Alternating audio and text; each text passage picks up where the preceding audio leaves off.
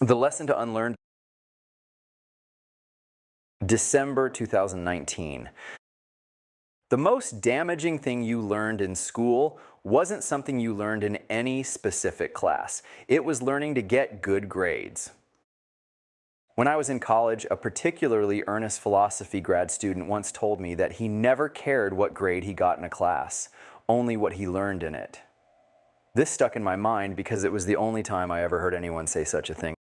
For me, as for most students, the measurement of what I was learning completely dominated actual learning in college.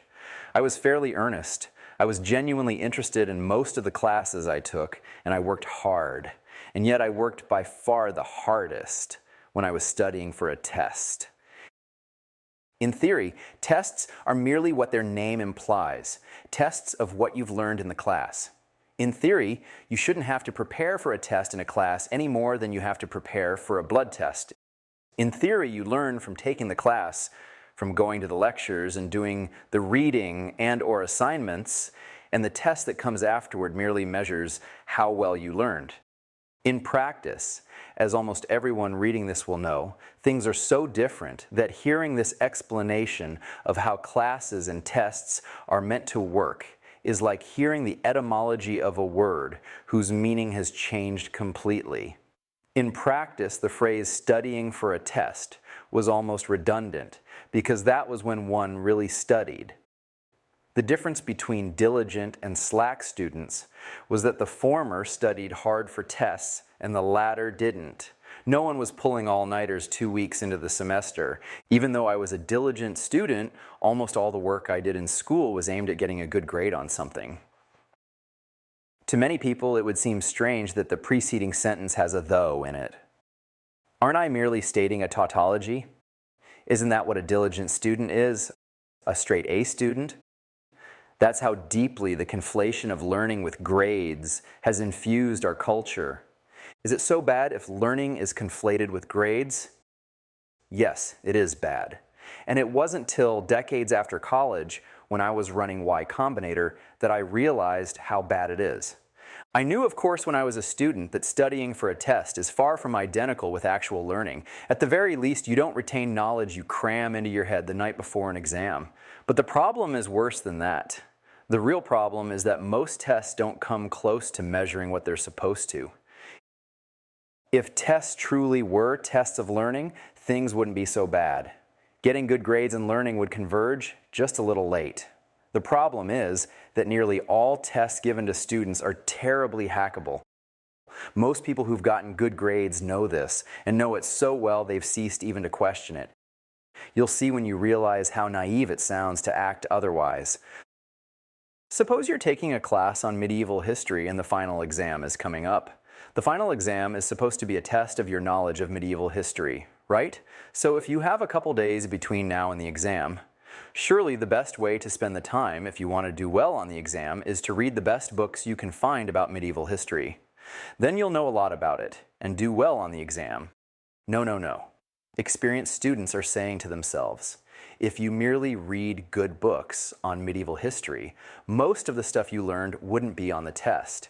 It's not good books you want to read, but the lecture notes and assigned reading in this class. And even most of that you can ignore because you only have to worry about the sort of thing that could turn up as a test question. You're looking for sharply defined chunks of information. If one of the assigned readings has an interesting digression on some subtle point, you can safely ignore that because it's not the sort of thing that could be turned into a test question. But if the professor tells you that there were 3 underlying causes of the schism of 1378, or 3 main consequences of the Black Death, you'd better know them. And whether they were in fact the causes or consequences is beside the point. For the purposes of this class, they are. At a university, there are often copies of old exams floating around, and these narrow still further what you have to learn. As well as learning what kind of questions this professor asks, you'll often get actual exam questions. Many professors reuse them. After teaching a class for 10 years, it would be hard not to, at least inadvertently.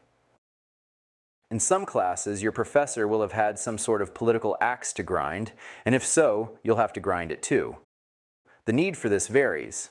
In classes in math or the hard sciences or engineering, it's rarely necessary, but at the other end of the spectrum, there are classes where you couldn't get a good grade without it.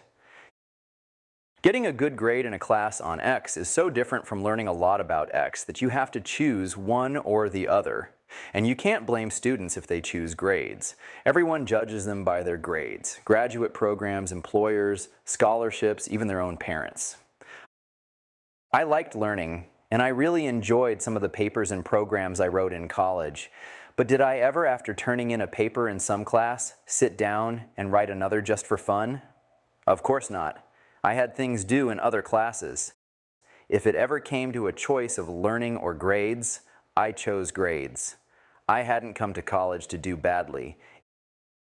Anyone who cares about getting good grades has to play this game, or they'll be surpassed by those who do.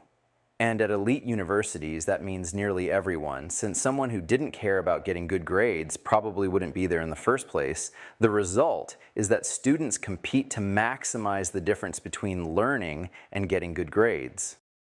Why are tests so bad? More precisely, why are they so hackable? Any experienced programmer could answer that. How hackable is software whose author hasn't paid any attention to preventing it from being hacked? Usually it's as porous as a colander. Hackable is the default for any test imposed by an authority. The reason the tests you're given are so consistently bad, so consistently far from measuring what they're supposed to measure, is simply that the people creating them haven't made much effort to prevent them from being hacked. But you can't blame teachers if their tests are hackable. Their job is to teach, not to create unhackable tests. The real problem is grades, or more precisely, that grades have been overloaded. If grades were merely a way for teachers to tell students what they were doing right and wrong, like a coach giving advice to an athlete, students wouldn't be tempted to hack tests. But unfortunately, after a certain age, grades become more than advice. After a certain age, whenever you're being taught, you're usually also being judged. I've used college tests as an example, but those are actually the least hackable. All the tests most students take their whole lives are at least as bad, including, most spectacularly of all, the test that gets them into college. If getting into college were merely a matter of having the quality of one's mind measured by admissions officers the way scientists measure the mass of an object, we could tell teenage kids, learn a lot, and leave it at that. You can tell how bad college admissions are as a test from how unlike high school that sounds. In practice, the freakishly specific nature of the stuff ambitious kids have to do in high school is directly proportionate to the hackability of college admissions. The classes you don't care about, that are mostly memorization, the random extracurricular activities you have to participate in to show you're well-rounded, the standardized tests as artificial as chess, the essay you have to write that's presumably meant to hit some very specific target, but you're not told what. As well as being bad in what it does to kids, this test is also bad in the sense of being very hackable. So hackable that whole industries have grown up to hack it. This is the explicit purpose of test prep companies and admissions counselors, but it's also a significant part of the function of private schools. Why is this particular test so hackable? I think because of what it's measuring. Although the popular story is that the way to get into a good college is to be really smart, admissions officers at elite colleges neither are, nor claim to be, looking only for that. What are they looking for? They're looking for people who are not simply smart, but admirable in some more general sense. And how is this more general admirableness measured? The admissions officers feel it. In other words, they accept who they like. So what college admissions is a test of is whether you suit the taste of some group of people. Well, of course, a test like that is going to be hackable. And because it's both very hackable and there's thought to be a lot at stake, it's hacked like nothing else. That's why it distorts your life so much for so long.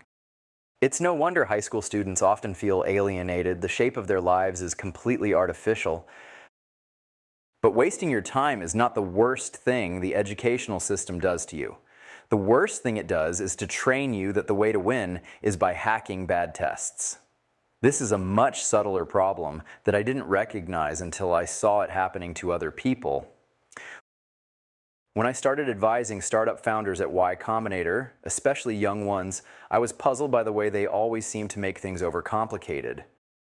How, they would ask, do you raise money? What's the trick for making venture capitalists want to invest in you? The best way to make VCs want to invest in you, I would explain, is to actually be a good investment. Even if you could trick VCs into investing in a bad startup, you'd be tricking yourselves too. You're investing time in the same company you're asking them to invest money in. If it's not a good investment, why are you even doing it? Oh, they'd say. And then after a pause to digest this revelation, they'd ask, what makes a startup a good investment? So I would explain that what makes a startup promising, not just in the eyes of investors, but in fact, is growth. Ideally in revenue, but failing that in usage. What they needed to do was get lots of users. How does one get lots of users? They had all kinds of ideas about that. They needed to do a big launch that would get them exposure. They needed influential people to talk about them. They even knew they needed to launch on a Tuesday, because that's when one gets the most attention. No, I would explain, that is not how to get lots of users. The way you get lots of users is to make the product really great. Then people will not only use it, but recommend it to their friends. So your growth will be exponential once you get it started. At this point, I've told the founders something you'd think would be completely obvious, that they should make a good company by making a good product. And yet their reaction would be something like the reaction many physicists must have had when they first heard about the theory of relativity. A mixture of astonishment at its apparent genius combined with a suspicion that anything so weird couldn't possibly be right. Okay, they would say, dutifully, and could you introduce us to such and such influential person? And remember, we want to launch on Tuesday. It would sometimes take founders years to grasp these simple lessons, and not because they were lazy or stupid, they just seemed blind to what was right in front of them. Why, I would ask myself, do they always make things so complicated? And then one day I realized this was not a rhetorical question. Why did founders tie themselves in knots doing the wrong things when the answer was right in front of them? Because that was what they'd been trained to do. Their education had taught them that the way to win was to hack the test. And without even telling them, they were being trained to do this. The younger ones, the recent graduates, had never faced a non-artificial test. They thought this was just how the world worked, that the first thing you did when facing any kind of challenge was to figure out what the trick was for hacking the test. That's why the conversation would always start with how to raise money, because that read as the test. It came at the end of YC. It had numbers attached to it, and higher numbers seemed to be better. It must be the test. There are certainly big chunks of the world where the way to win is to hack the test. This phenomenon isn't limited to schools. And some people, either due to ideology or ignorance, claim that this is true of startups too, but it isn't. In fact, one of the most striking things about startups is the degree to which you win by simply doing good work. There are edge cases as there are in anything, but in general, you win by getting users. And what users care about is whether the product does what they want. Why did it take me so long to understand why founders made startups overcomplicated? Because I hadn't realized explicitly that schools train us to win by hacking bad tests. And not just them, but me. I'd been trained to hack bad tests too, and hadn't realized it till decades later. I had lived as if I realized it, but without knowing why.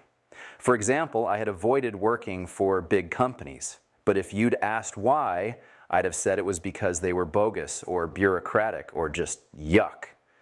I never understood how much of my dislike of big companies was due to the fact that you win by hacking bad tests. Similarly, the fact that the tests were unhackable was a lot of what attracted me to startups. But again, I hadn't realized that explicitly. I had in effect achieved by successive approximations something that may have a closed-form solution. I had gradually undone my training in hacking bad tests without knowing I was doing it. Could someone coming out of school banish this demon just by knowing its name and saying "begone"? It seems worth trying. Merely talking explicitly about this phenomenon is likely to make things better because much of its power comes from the fact that we take it for granted. After you've noticed it, it seems the elephant in the room.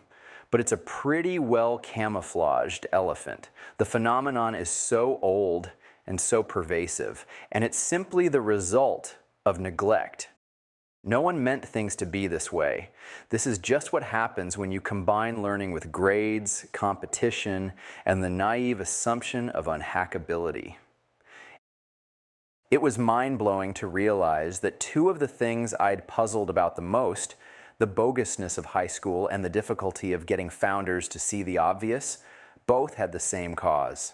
It's rare for such a big block to slide into place so late. Usually when that happens, it has implications in a lot of different areas, and this case seems no exception. For example, it suggests both that education could be done better and how you might fix it. But it also suggests a potential answer to the question all big companies seem to have. How can we be more like a startup? I'm not going to chase down all the implications now. What I want to focus on here is what it means for individuals.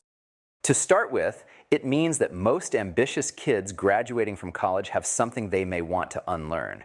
But it also changes how you look at the world. Instead of looking at all the different kinds of work people do and thinking of them vaguely as more or less appealing, you can now ask a very specific question that will sort them in an interesting way. To what extent do you win at this kind of work by hacking bad tests? It would help if there was a way to recognize bad tests quickly. Is there a pattern here? It turns out there is. Tests can be divided into two kinds, those that are imposed by authorities and those that aren't. Tests that aren't imposed by authorities are inherently unhackable in the sense that no one is claiming they're tests of anything more than they actually test. A football match, for example, is simply a test of who wins, not which team is better. You can tell that from the fact that commentators sometimes say afterward that the better team won. Whereas tests imposed by authorities are usually proxies for something else. A test in a class is supposed to measure not just how well you did on that particular test, but how much you learned in the class. While tests that aren't imposed by authorities are inherently unhackable, those imposed by authorities have to be made unhackable. Usually they aren't. So as a first approximation, bad tests are roughly equivalent to tests imposed by authorities. You might actually like to win by hacking bad tests. Presumably, some people do. But I bet most people who find themselves doing this kind of work don't like it. They just take it for granted that this is how the world works, unless you want to drop out and be some kind of hippie artisan. I suspect many people implicitly assume that working in a field with bad tests is the price of making lots of money. But that, I can tell you, is false. It used to be true. In the mid-20th century, when the economy was composed of oligopolies, the only way to the top was by playing their game. But it's not true now. There are now ways to get rich by doing good work. And that's part of the reason people are so much more excited about getting rich than they used to be. When I was a kid, you could either become an engineer and make cool things or make lots of money by becoming an executive. Now you can make lots of money by making cool things. Hacking bad tests is becoming less important as the link between work and authority erodes. The erosion of that link is one of the most important trends happening now, and we see its effects in almost every kind of work people do. Startups are one of the most visible examples, but we see much the same thing in writing. Writers no longer have to submit to publishers and editors to reach readers. Now they can go direct. The more I think about this question, the more optimistic I get. This seems one of those situations where we don't realize how much something was holding us back until it's eliminated. And I can foresee the whole bogus edifice crumbling. Imagine what happens as more and more people start to ask themselves if they want to win by hacking bad tests and decide that they don't. The kinds of work where you win by hacking bad tests will be starved of talent, and the kinds where you win by doing good work will see an influx of the most ambitious people. And as hacking bad tests shrinks in importance, education will evolve to stop training us to do it. Imagine what the world could look like if that happened. This is not just a lesson for individuals to unlearn, but one for society to unlearn, and we'll be amazed at the energy that's liberated when we do.